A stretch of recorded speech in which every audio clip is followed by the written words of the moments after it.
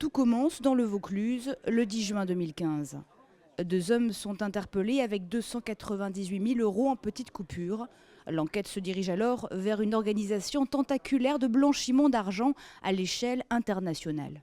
Je travaille à Europol depuis 16 ans et je n'ai jamais vu quelque chose comme ça. 400 millions d'euros blanchis en 4 ans. Des collecteurs récupéraient l'argent des trafics de drogue et les remettaient à un niveau supérieur entre le Maroc, les Pays-Bas, la Belgique, l'Espagne et la France, avec un système de compensation entre les pays. Une petite épicerie du 17e arrondissement de Paris faisait office de banque parallèle à l'organisation. On n'est pas au niveau premier du revendeur sur place.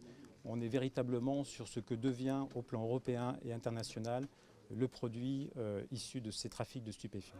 50 personnes ont été interpellées simultanément la semaine dernière. 7 kilos d'or saisis, 10 kilos de cocaïne et 785 kilos de cannabis. Le réseau a été démantelé. Pour reconstruire un réseau de cette nature, il va falloir du temps, ce n'est pas si facile. Et là, nous avons touché le crime au plus profond de ce qui leur fait mal, c'est-à-dire à l'argent de la drogue. La tête présumée du réseau, au Maroc, fait l'objet d'un mandat d'arrêt.